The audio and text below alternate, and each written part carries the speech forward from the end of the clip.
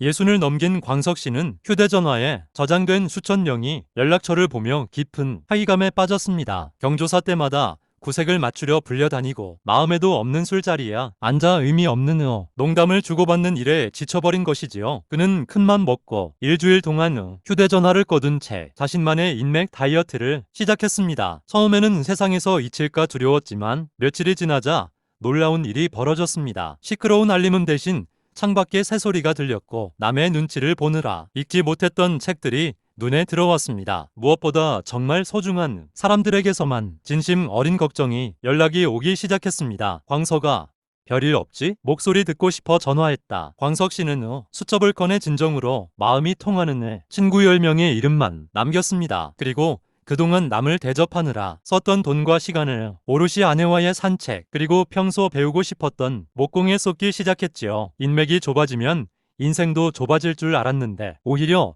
깊이는 훨씬 더 깊어졌습니다. 이제 광석 씨는 꽉 찬 단톡방에 소음 대신 소수 정예 친구들과의 진한 차 한 잔을 즐깁니다. 그는 웃으며 말합니다. 인생 후반전은 사람을 채우는 시기가 아니라 곁에 둘 사람을 고르는 시기더군.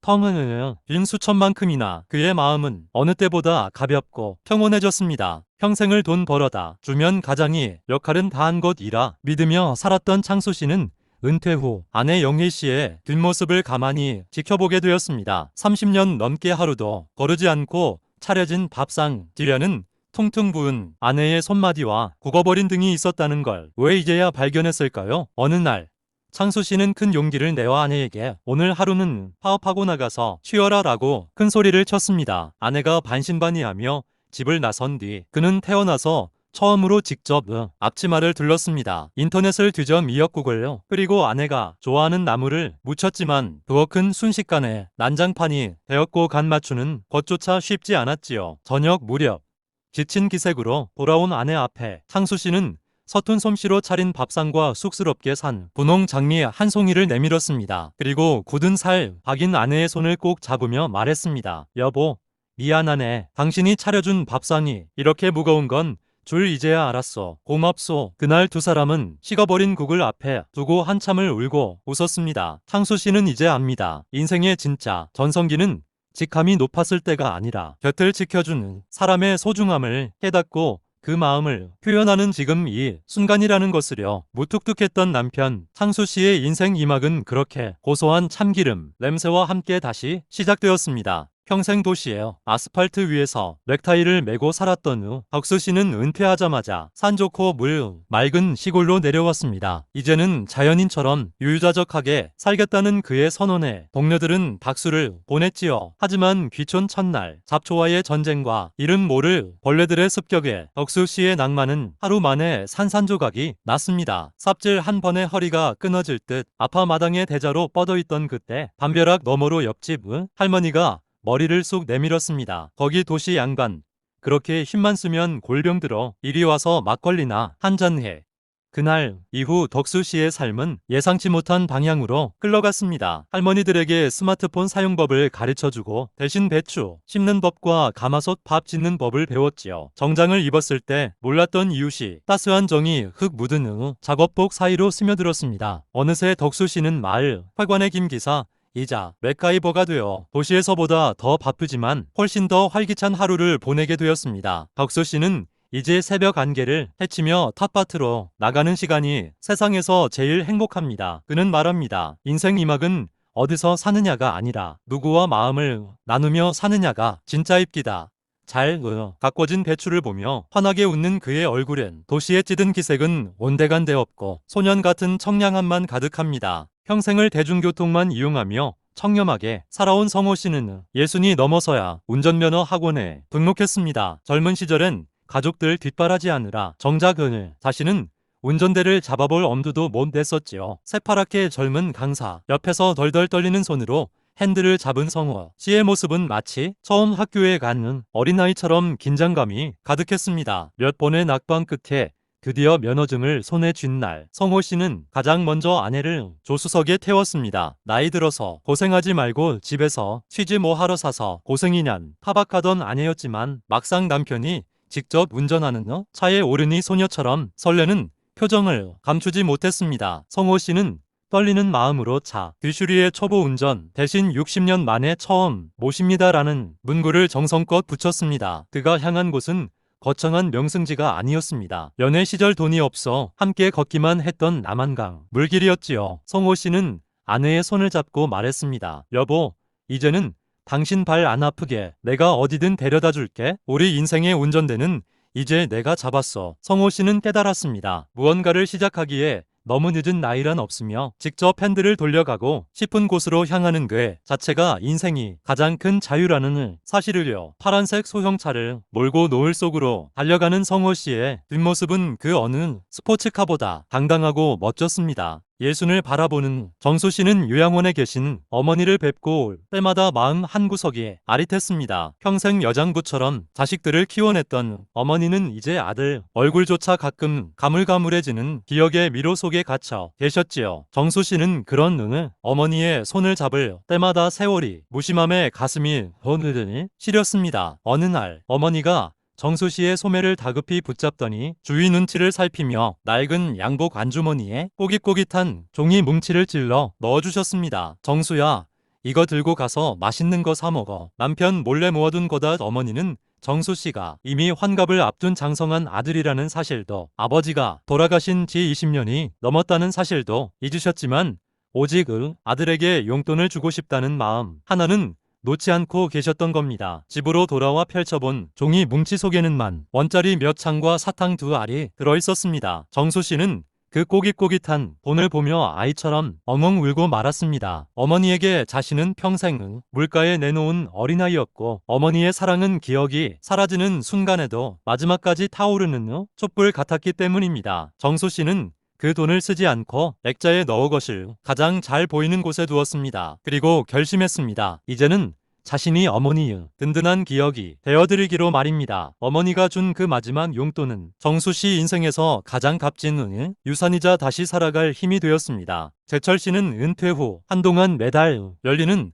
동창회와 모임에 빠짐없이 나갔습니다. 왁자지껄한 술자리에서 옛 친구들을 만나면 외로움이 잊히는 것 같았기 때문이죠. 하지만 집에 돌아오는 길이면 늘 마음 한구석이 텅 빈 것처럼 허전했습니다. 서로 자식 자랑, 차 자랑, 집값 이야기를 늘어놓으며 누가 더 잘 사는지 은근히 재는 대화에 지쳐갔던 것입니다. 어느 날 제철 씨는 과감히 단톡방 알람을 끄고 홀로 조용한 숲길을 걸었습니다. 남들에게 뒤처지지 않으려 애쓰던 마음을 내려놓자 발끝에 밟히는 흙이 감촉과 뺨을 스치는 바람 소리가 비로소 들리기 시작했습니다. 남의 인생에 박수치고 질투하느라 정작 내 인생의 소리는 못 듣고 살았구나. 그는 그날 이후 보여주기식 인맥을 정리하고 평생 배우고 싶었던 서예를 시작했습니다. 먹을 갈며 마음을 가다듬고 하얀 화선지에 붓끝을 옮길 때 제철 씨는 동창회 술자리에서는 한 번도 느껴보지 못한 깊은 평온함을 느꼈습니다. 이제 그는 친구들의 화려한 소식에 흔들리지 않습니다. 대신 아침엔 정성껏 쓴 글귀 하나를 아내에게 보여주며 함께 웃는 소박한 일상을 즐깁니다. 제철 씨는 깨달았습니다. 인생의 황혼기는 남보다 앞서가는 시간이 아니라 나 자신과 가장 친해지는 시간이라는 것을요. 비워낸 술잔 자리에는 이제 향긋한 차 향기와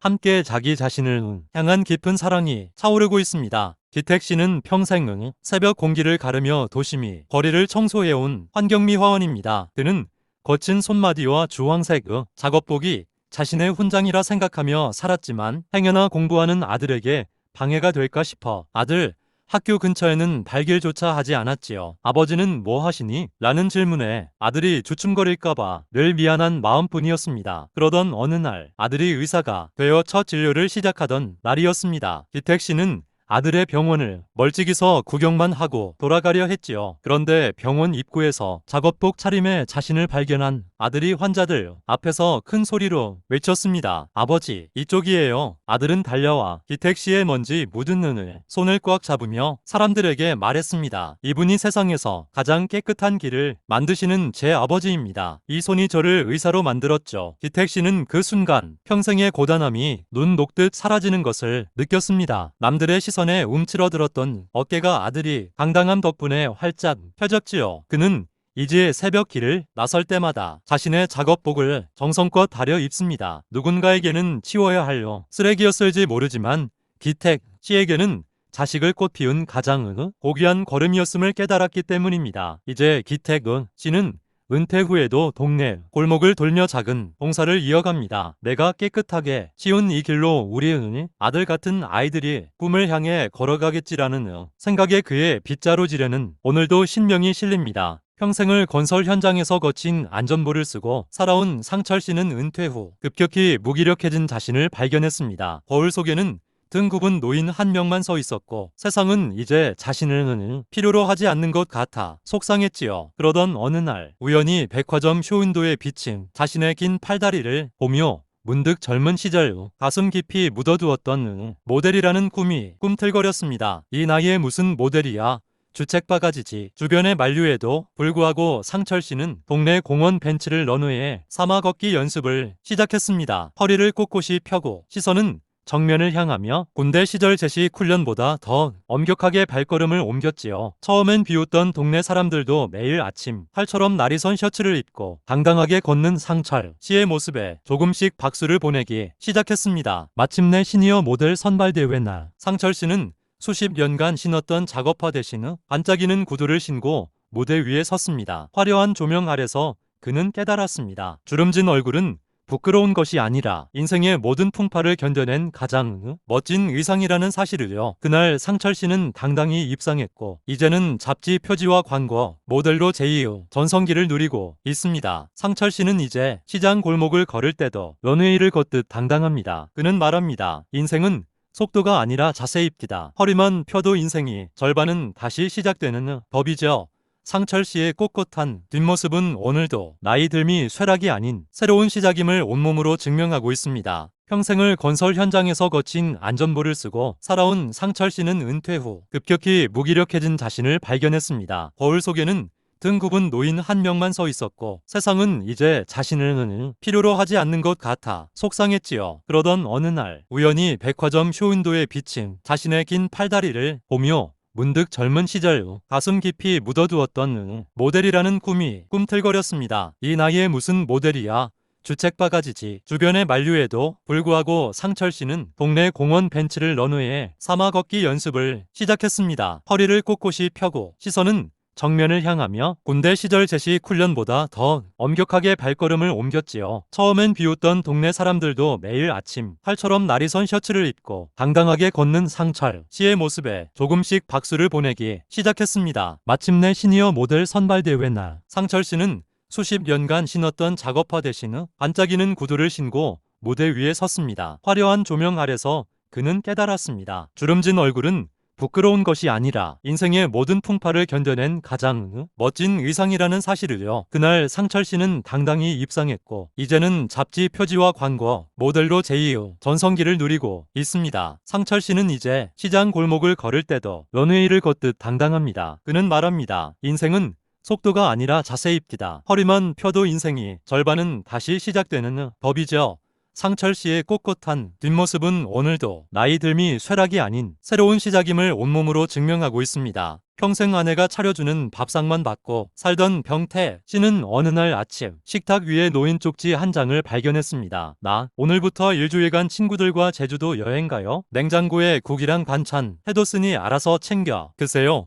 늘 그림자처럼 곁에 있을 줄 알았던 아내의 갑작스러운 가출에 병태 씨는 배신감마저 들었습니다. 첫날은 라면으로 끼니를 때우며 투덜거렸지만 이틀째가 되자 집안 곳곳에 아내의 손길이 닿지 않은 곳이 없다는 사실을 깨달았습니다. 양말 하나, 수건 한 장도 그냥 제자리에 놓이는 게 아니었지요. 일주일째 되던 날 병태 씨는 엉망이 된 주방을 치우고 직접 쌀을 씻어 밥을 안쳤습니다. 구수한 밥 냄새가 온 집안에 퍼질 때쯤 그는 아내가 왜 그토록 여행을 간절히 원했는지 조금은 알 것 같았습니다. 여행에서 돌아온 아내는 현관문 앞에서 멈칫했습니다. 집안이 엉망일 거라는 예상과 달리 남편이 직접 끓인 된장찌개 냄새가 자신을 맞이했기 때문입니다. 병태 씨는 쑥스러운 듯 말했습니다. 고생 많았지? 당신도 이제 좀 쉬어야지. 앞으로 한 달에 한 번은 당신 안식년에. 병태 씨는 이제 아내가 외출해도 당황하지 않습니다. 오히려 아내의 자유를 응원하며 자신도 혼자만이 취미를 즐기는 법을 배웠습니다. 서로의 소중함을 알기 위해 가끔은 떨어져 있는 시간도 필요하다는 것을 병태 씨는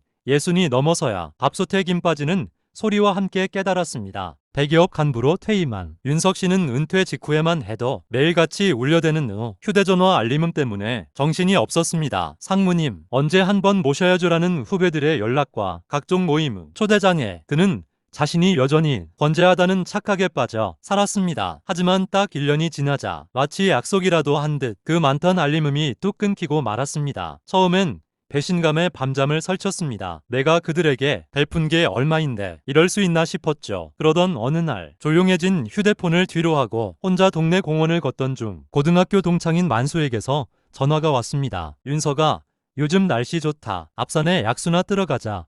화려한 골프장도 비싼 일식집도 아니었지만 만수의 목소리에는 계산 없는 따뜻함이 묻어 있었습니다. 윤석 씨는 집에 돌아와 두툼한 인맥 수첩을 펼쳤습니다. 그리고 직함으로 연결됐던 수많은 이름을 지우고 정말 마음을 나눌 수 있는 대여섯 명의 이름에만 동그라미를 쳤습니다. 인맥이 줄어들면 인생이 초라해질 줄 알았는데 신기하게도 마음은 더없이 평온해졌습니다. 허울뿐인 관계를 유지하려 썼던 시간과 돈을 자신과 가족을 위해 쓰기 시작하자 일상은 더욱 풍요로워졌지요. 그는 이제 압니다. 인생의 후반전은 넓은 바다를 헤엄치는 것이 아니라 깊은 우물을 파는 시기라는 것을요. 윤석 씨는 오늘도 만수와 함께 산을 오르며 말합니다. 사람 귀한 줄은 사람 다 떠나보내야 안다더니 이제야 내 곁에 진짜 누가 남았는지 보이네. 구독 부탁드립니다. 평생 가족들을 뒷바라지하며 공업사를 운영해 온 기호 씨는 예순이 되던 해 평생 가슴 한구석에 응어리로 남아있던 대학 봉투를 꺼내 들었습니다. 가난 때문에 포기해야 했던 학업의 꿈을 이제 다시 시작하기로 한 것이지요. 돋보기를 쓰고 밤새워 공부한 끝에 마침내 국문과 합격 통지서를 받은 날 기호 씨는 자식들 몰래 화장실에서 찬물로 세수를 하며 펑펑 울었습니다. 설레는 마음으로 들어선 캠퍼스, 손주빨 되는 동기들 사이에서 기호 씨는 최고령 신입생으로 유명 인사가 되었습니다. 처음엔 나이 들어 주책 아니냐는 시선이 두려워 강의실 맨 뒷자리에만 앉았지만 누구보다 눈을 반짝이며 수업을 듣는 그의 열정에 젊은 학생들도 마음을 열었습니다. 이제는 전공 서적 옆에 미그 스커피 대신 동기들이 건넨 아이스 아메리카노를 두고 함께 레포트를 씁니다. 어느 날 대학 축제에서 기호 씨는 자작시를 낭독하게 되었습니다. 내 인생의 봄은 다 지난 줄 알았는데 책장을 넘길 때마다 새로운 꽃이 피어납니다. 무대 아래서 지켜보던 아들과 딸은 당당하게 꿈을 펼치는 아버지의 모습에 존경이 박수를 보냈습니다. 기호 씨는 이제 압니다. 나이는 배움을 가로막는 벽이 아니라 오히려 글자 행간에 숨은 삶의 깊이를 이해하게 해주는 귀한 걸음이라는 사실을요. 학사모를 쓸 날을 꿈꾸며 캠퍼스를 누비는 그의 발걸음은 그 어떤 청춘보다 가볍고 힘차게 울려 퍼지고 있습니다. 구독 꼭 부탁드립니다. 평생 가족들을 뒷바라지하며 공업사를 운영해 온 기호 씨는 예순이 되던 해 평생 가슴 한구석에 응어리로 남아있던 대학 봉투를 꺼내 들었습니다. 가난 때문에 포기해야 했던 학업의 꿈을 이제 다시 시작하기로 한 것이지요. 돋보기를 쓰고 밤새워 공부한 끝에 마침내 국문과 합격 통지서를 받은 날 기호 씨는 자식들 몰래 화장실에서 찬물로 세수를 하며 펑펑 울었습니다. 설레는 마음으로 들어선 캠퍼스, 손주빨 되는 동기들 사이에서 기호 씨는 최고령 신입생으로 유명 인사가 되었습니다. 처음엔 나이 들어 주책 아니냐는 시선이 두려워 강의실 맨 뒷자리에만 앉았지만 누구보다 눈을 반짝이며 수업을 듣는 그의 열정에 젊은 학생들도 마음을 열었습니다. 이제는 전공 서적 옆에 미그 스커피 대신 동기들이 건넨 아이스 아메리카노를 두고 함께 레포트를 씁니다. 어느 날 대학 축제에서 기호 씨는 자작시를 낭독하게 되었습니다. 내 인생의 봄은 다 지난 줄 알았는데 책장을 넘길 때마다 새로운 꽃이 피어납니다. 무대 아래서 지켜보던 아들과 딸은 당당하게 꿈을 펼치는 아버지의 모습에 존경이 박수를 보냈습니다. 기호 씨는 이제 압니다. 나이는 배움을 가로막는 벽이 아니라 오히려 글자 행간에 숨은 삶의 깊이를 이해하게 해주는 귀한 걸음이라는 사실을요. 학사모를 쓸 날을 꿈꾸며 캠퍼스를 누비는 그의 발걸음은 그 어떤 청춘보다 가볍고 힘차게 울려 퍼지고 있습니다. 구독 꼭 부탁드립니다. 평생 남자가 부엌에 들어가면 큰일 난다는 소리를 듣고 자란 춘삼 씨는 은퇴 후 6개월 만에 집안이 천덕꾸러기가 되었습니다. 소파와 한 몸이 되어 리모컨만 돌리는 그에게 아내는 결국 선언했지요. 나 이제 문화센터 다니며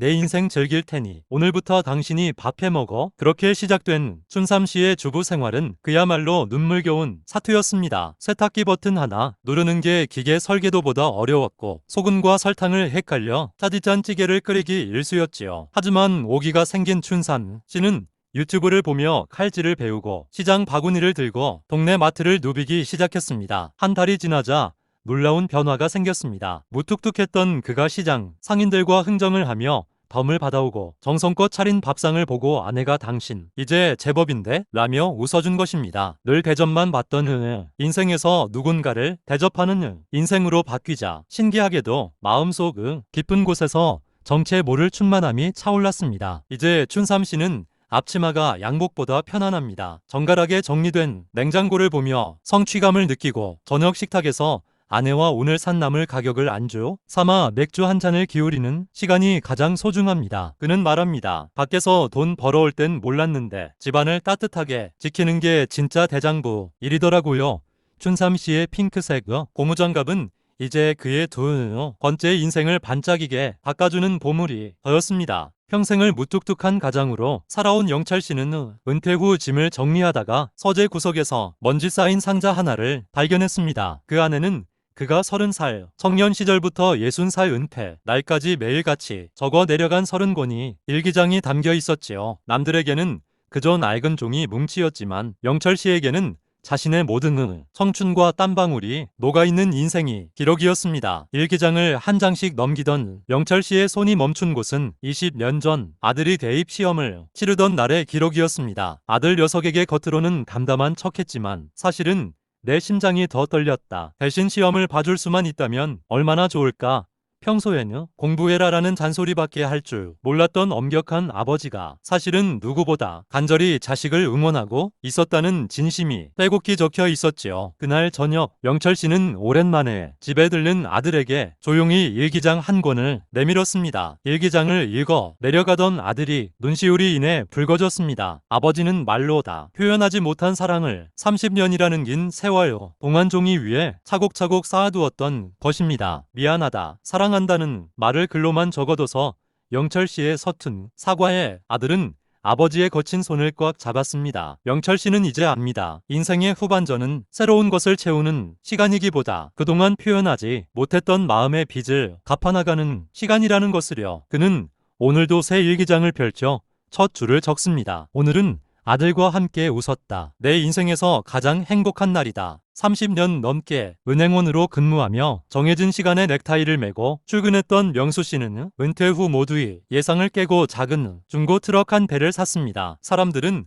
번듯한 가게라도 하나 차리지 왜 고생을 사서 하느냐 걱정 섞인 눈초리를 보냈지만 명수 씨의 마음은 그 어느 때보다 설렘으로 가득했습니다. 그는 트럭을 개조해 작고 예쁜 이동식 카페를 만들었습니다. 화려한 도심 대신 그는 발길이 닿는 대로 전국이 한적한 시골 마을이나 노을이 예쁜 바닷가를 찾아갔습니다. 메뉴는 단 3가지.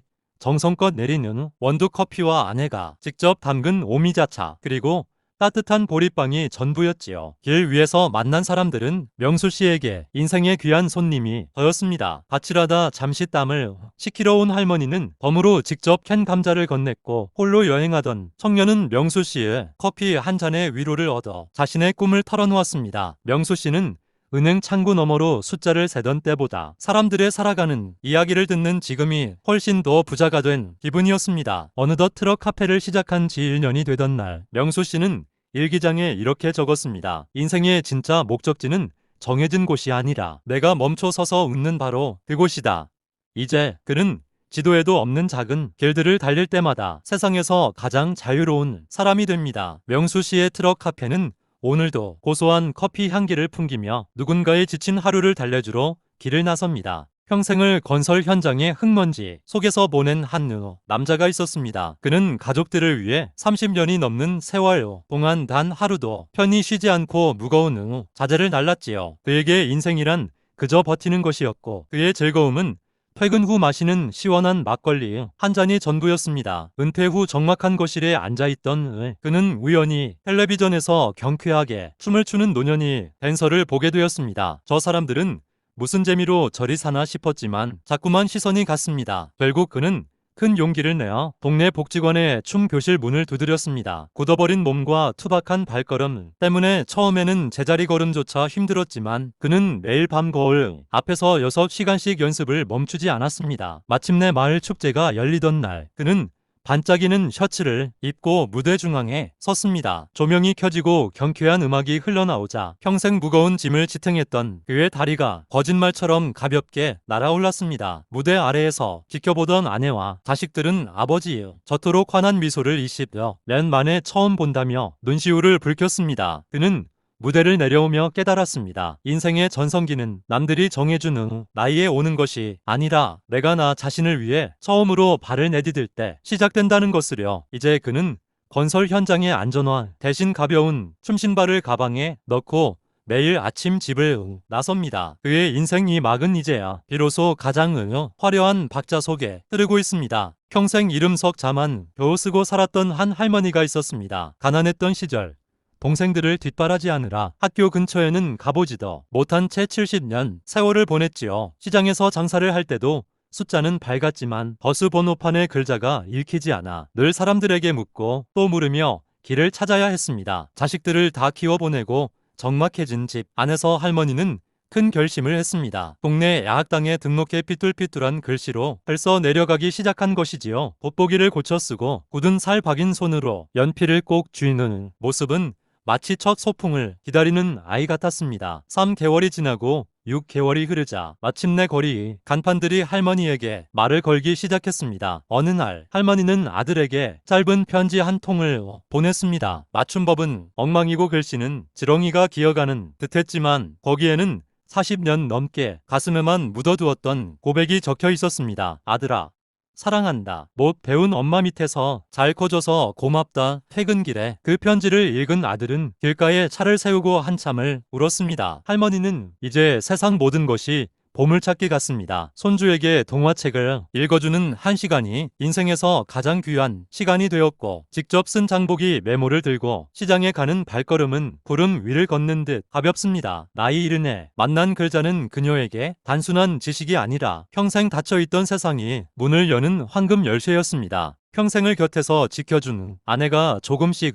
기억을 놓아주기 시작한 것은 3년 전 가을이었습니다. 처음에는 열쇠를 어디 두었는지 있는 정도였지만 이제는 거울 속 자신의 얼굴조차 낯설어하고 때로는 평생을 함께한 남편을 손님처럼 대하기도 했지요. 남편은 가슴이 무너져 내렸지만 슬퍼만 하고 있을 수는 없었습니다. 남편은 거실 벽면 가득 커다란 사진들과 글자들을 붙이기 시작했습니다. 그곳에는 40여 년 전 두 사람이 처음 만났던 날의 수줍은 미소부터 자식들을 낳고 키우며 웃었던 소중한 순간들이 100장도 넘는 사진 속에 고스란히 담겨 있었지요. 그리고 매일 아침 아내가 잠에서 깨어나면 남편은 아내의 손을 꼭 잡고 사진 속 이야기를 한 장씩 들려주었습니다. 여보, 이 사람은 당신의 남편이고 당신은 이 세상에서 가장 아름다운 나의 아내예요.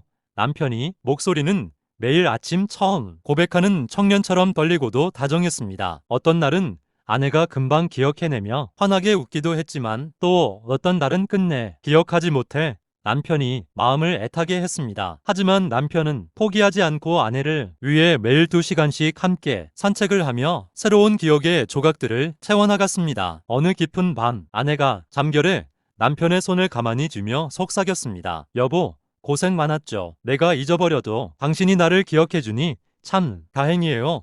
찰나의 순간이었지만 그 한마디는 남편이 흘린 1000번의 눈물을 닦아주기에 충분했습니다. 비록 내일 아침 아내가 다시 모든 것을 잊는다 해도 남편은 기쁜 마음으로 다시 첫사랑의 고백을 시작할 준비가 되어 있습니다. 30년 가까이요. 고층 빌딩 안에서 서류와 씨름하며 살았던 한 남자가 있었습니다. 그는 매일 아침 8시면 어김없이 꽉 조이는 넥타이를 메고 출근했고 퇴근길에는 늘 지친 몸을 이끌고 밤하늘에 별 대신 가로등 불빛만 보며 집으로 향했지요. 명예퇴직을 하던 날 그는 텅 빈 책상을 뒤로하고 나오며 인생의 커다란 무대에서 퇴장당한 것 같은 쓸쓸함을 느꼈습니다. 그렇게 방황하던 중 그는 우연히 뒷산을 오르다 숲의 설가 교육을 받는 사람들을 보게 되었습니다. 평생 나무 이름 하나 제대로 모르고 살았던 그는 홀린 듯 교육 과정에 등록했지요. 5개월 동안 산을 오르내리며 나무의 무늬를 익히고 새들의 울음소리를 구별하는 법을 배웠습니다. 돋보기를 쓰고 도감을 뒤적이며 밤새 공부하는 그의 모습은 승진 시험을 준비하던 때보다 훨씬 더 활기차 보였습니다. 이제 그는 매일 아침 초록색 조끼를 입고 아이들의 손을 잡으며 숲길을 걷습니다. 이 나무 위 나이테는 50년 세월을 견딘 훈장이란다라고 설명해 줄 때 그는 비로소 자신의 주름진 얼굴도 숲의 나무처럼 자연스러운 훈장임을 깨달았습니다. 딱딱한 사무실 의자 대신 푹신한 흙길을 밟으며 얻은 건강은 보너스였지요. 그는 이제 압니다. 인생의 후반전은 남보다 높은 곳에 오르는 경쟁이 아니라 내 발밑에 작은 꽃 한 송이의 이름을 불러주는 여유라는 것을요. 숲에서 보내는 8시간이 빌딩 안에서예요. 20년보다 더 깊고 푸르다는 것을 깨달은 그의 얼굴에는 이제 넥타이 대신 싱그러운 나무 향기가 가득합니다. 10년 전 사고로 하나뿐인 아들을 먼저 하늘나라로 보낸 한 어머니가 있었습니다. 아들을 가슴에 묻은 뒤로 어머니의 시계는 그날에 멈춰버렸고 집안 곳곳에는 아들의 손대가 묻은 물건들이 2000개도 넘는 추억이 되어 고스란히 남아있었지요. 그 중에서도 어머니가 참아 버리지 못한 보물 1호는 아들이 쓰던 낡은 휴대폰이었습니다. 배터리가 수명을 다해 켜지지도 않는 그 휴대폰을 어머니는 매일 아침 깨끗한 수건으로 닦았습니다. 그러던 어느 날 아들의 30아홉 번째 생일을 앞두고 어머니는 큰 마음을 먹고 서비스 센터를 찾았습니다. 기계가 너무 오래되어 고치기 힘들 것 같다는 직원의 말에 어머니는 눈물을 글썽이며 간절히 부탁했지요. 간절함이 닿았는지 3시간의 긴 수리 끝에 낡은 화면에 불이 들어왔습니다. 떨리는 손으로 아들의 휴대폰을 열어본 어머니는 숨이 멎는 것 같았습니다. 문자 메시지 보관함에는 아들이 사고 전날 차마 전송하지 못하고 임시 저장해 두었던 글들이 가득했습니다. 엄마, 60평생 고생만 시켜서 미안해. 이번 생신 때는 내가 제일 맛있는 밥 사줄게. 사랑해, 우리 엄마. 어머니는 그 자리에 주저앉아 아들의 이름을 부르며 울었습니다. 아들은 비록 곁에 없었지만 10년이라는 긴 세월을 건너 어머니에게 마지막 인사를 건네온 것입니다. 그날 이후 어머니는 더 이상 울지만은 않습니다. 아들이 남긴 세 문장의 고백을 심장에 새기고 언젠가 다시 만날 날을 기다리며 오늘을 씩씩하게 살아가기로 약속했기 때문입니다. 30여 년 동안 오직 앞만 보고 달렸던 한 남자가 있었습니다. 그는 매일 10시간 넘게 일하며 자식들 공부시키고 집 한 칸 마련하는 것이 가장이 유일한 의무라고 믿었지요. 하지만 정작 은퇴를 하고 집에 돌아왔을 때 그는 거실 한복판에서 길을 잃은 기분이었습니다. 아내와 두 딸은 자기들끼리 할 이야기가 산더미인데 그가 다가가면 마치 약속이라도 한 듯 대화가 뚝 끊겼기 때문입니다. 처음엔 서운한 마음에 소리도 질러보고 화도 냈지만 돌아오는 것은 싸늘한 침묵뿐이었습니다. 그러던 어느 날 그는 우연히 서재 구석에서 낡은 가계부 한 권을 발견했습니다. 거기엔 아내가 20년 넘게 적어온 세월의 흔적이 고스란히 담겨 있었지요. 남편 보너스 받은 날, 아이들 신발 2켤레 샀음, 남편 늦게 들어오는 날, 가슴이 답답함 등 행간마다 남편의 무관심 속에서도 가정을 지키려 애쓴 아내의 눈물이 배어 있었습니다. 그는 큰 결심을 했습니다. 권위를 내려놓고 먼저 다가가기로 한 것이지요. 아침마다 식탁에 4잔의 물을 떠놓고 딸들이 좋아하는 간식을 한 봉지씩 사들고 퇴근하는 집으로의 출근을 시작했습니다. 처음엔 어색해하던 가족들도 3개월이 지나자 조금씩 마음의 문을 열었습니다. 이제는 주말마다 온 가족이 모여 2시간씩 수다를 떠는 것이 그의 가장 큰 낙이 되었습니다. 그는 이제 압니다. 가장의 진정한 자리는 돈을 벌어오는 지갑 속에 있는 것이 아니라 가족의 이야기를 들어주는 귀와 따뜻하게 잡아주는 손 안에 있다는 것을요. 이제 그의 집 거실에는 더 이상 침묵이 없습니다. 4명의 가족이 함께 웃는 소리가 감장을 넘어 이웃에게까지 행복하게 울려 퍼지고 있습니다. 35년 동안 복잡한 서울 하늘 아래서 치열하게 살았던 한 남자가 있었습니다. 정년퇴직을 하던 날 그는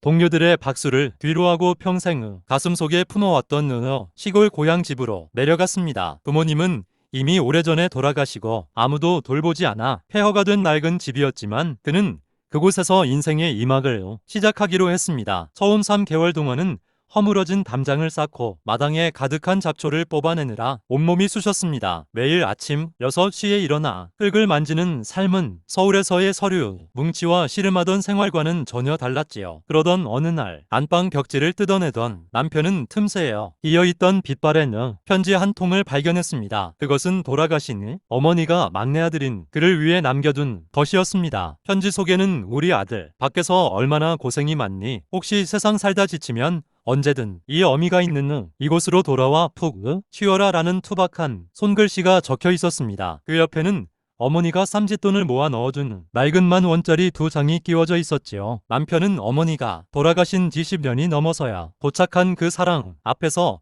아이처럼 엉엉 울고 말았습니다. 이제 그는 고향집 앞마당에 작은 텃밭을 일구며 삽니다. 상추 2포기, 고추 3개를 따며 소박한 밥상을 차리지만 마음만은 서울의 어느 부자보다 풍요롭습니다. 어머니가 남겨준 따뜻한 위로 덕분에 그는 더 이상 은퇴를 끊기라 생각하지 않습니다. 남편은 오늘도 마당 한편에 핀 들꽃에게 말을 걸며 자신만의 속도로 가장 찬란한 황혼이 시간을 걷고 있습니다.